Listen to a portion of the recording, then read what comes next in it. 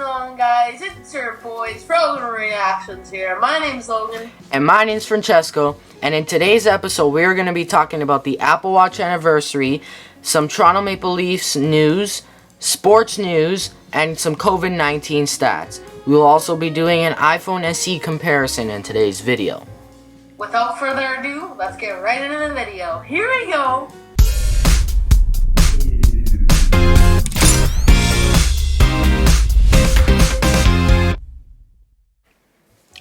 Last Friday marked the 5th anniversary of the Apple Watch, launching on April 24th, 2015. To mark the occasion, we will reflect on some of the key features added to the Apple Watch over the last 5 years. First, in 2015, the original Apple Watch was quite slow and relied heavily on a paired iPhone, but it laid the foundation for the future of the device. Available in 38mm and 42mm sizes, the original Apple Watch introduced everything from the digital crown scroll wheel to activity rings. The original lineup included the since discontinued 18-karat gold Apple Watch edition, priced at up to $17,000. Very expensive watch, but it is 18-karat gold, so well, what are you gonna say? In 2016, the Apple Watch Series 2, equipped with a dual-core S2 chip, was up to 50% faster than the original Apple Watch. Other new features included a built-in GPS, water resistance up to 50 meters for swimming, and a 2 times brighter display. Apple also introduced a Series 1 model that was essentially the original Apple Watch with an S2 chip. In 2017, the Series 3 marked a major step forward for the Apple Watch with LTE cellular connectivity on select models, allowing for users to make phone calls and send messages, stream Apple Music, and more without needing an iPhone nearby. Series 3 models also featured an up to 70% faster S3 chip, a barometric altimeter for measuring elevation, and a W2 chip that made Wi-Fi up to 85% faster and up to 50% more power efficient. This right here is my Series 3 Apple Watch. Haven't upgraded it in a while, but it's been holding on for a long time. These Apple Watches last you quite a while, unless you decide to upgrade on your own. But anyways, in 2018, the Series 4 marked the arrival of 2 major health and safety features in fall detection and the ECG app. Apple also increased the casing sizes and shrunk down the bezels around the display, resulting in larger 40mm and 44mm options. And with the 64-bit S4 chip, performance became up to 2 times faster. And last but not least, in 2019, the Apple Watch Series 5 only got a small refresh with new features including an always-on display, a built-in compass, 32 gigs of internal storage, and international emergency calling on cellular models.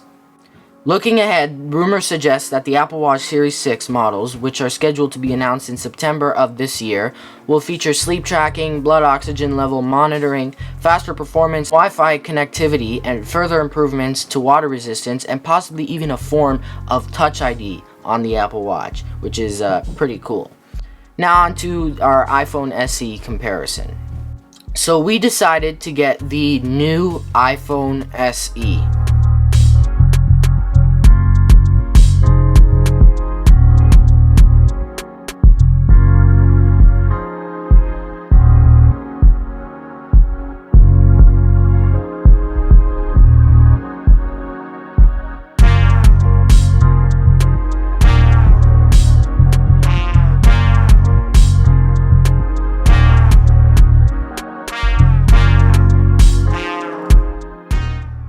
So here we have the newly announced iPhone SE, and it is in black. We decided to get black. And just to prove to you that this is the iPhone SE, I'm gonna put a screen recording on the screen.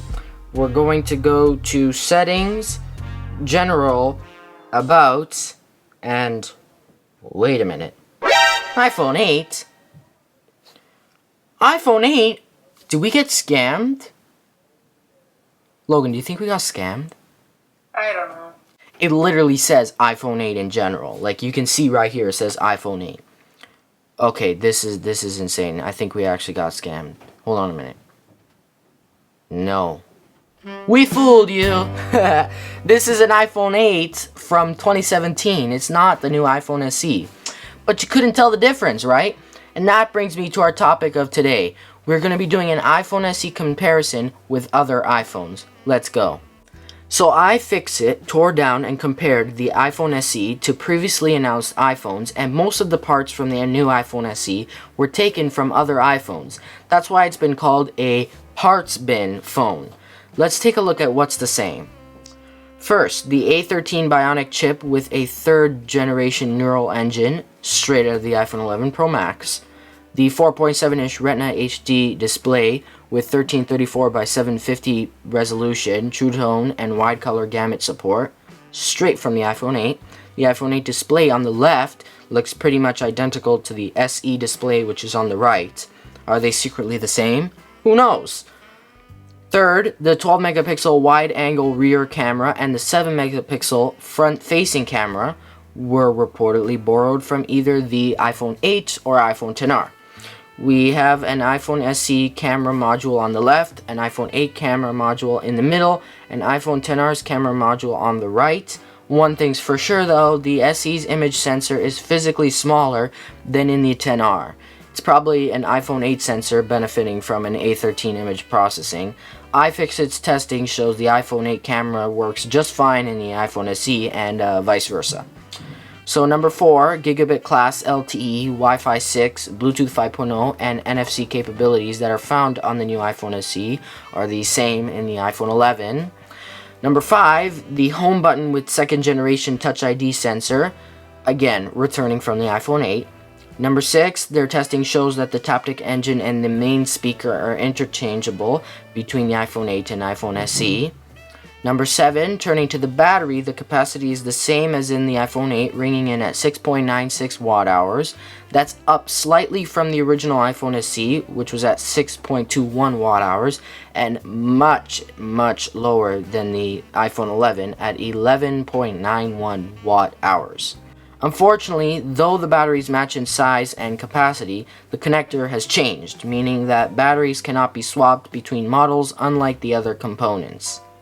So that's it for the iPhone SE comparison. Now on to some Toronto Maple Leaf news. Thank you, Francesco. When asked about whether or not he'd like to finish the season, Maple Leafs goaltender Frederik Andersen said he's hoping the NHL can do whatever is possible to find a conclusion to this season. During the conference call of Frederik Andersen, he said this: I think I've heard a lot of different ideas and scenarios, but I'm pretty open to pretty much everything. That can be done to salvage the season and finish the season to get a Stanley Cup champion.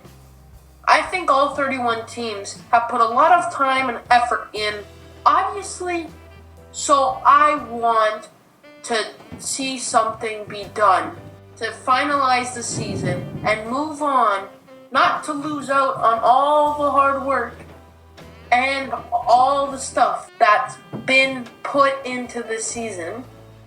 The Toronto Maple Leafs will have their full blue line intact if the NHL is able to return this season.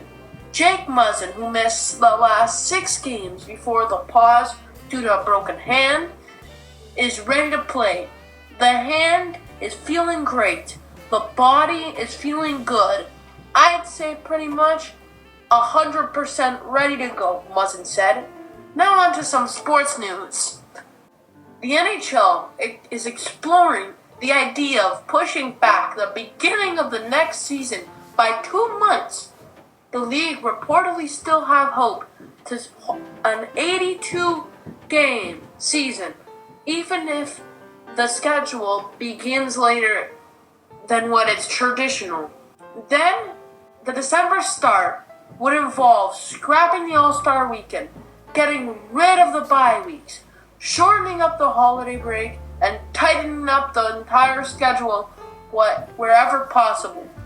There are 2 main reasons a December start has been discussed: the time it will take place to finish the 2019-2020 season, if it resumes, and the fact many teams want to play in front of their fans next season. Now on to some COVID-19 stats as of today, which is Tuesday, April 28th. Total confirmed cases in the world, 3,128,692. Total recovered cases in the world, 950,878. Total active cases in the world, 1,960,732. The total confirmed cases in Canada, 49,817. The total confirmed cases in the US, 1,030,315. And the total confirmed cases in Italy, 201,505. Well, that's it for today's episode. Don't forget to like, comment down below, and please support us by hitting the subscribe button so we can create more great content for you beautiful kids and beautiful boys and girls. Don't forget to hit the bell so you get notified after every video. Here's the subscribe and here's the bell. Click those. And let's get to 1K subscribers, boys. And if you haven't checked out our new channel trailer yet, click the card right up here or the link in the description down below. I've been Logan, he's been Francesco, and we'll catch you on the next one. Peace!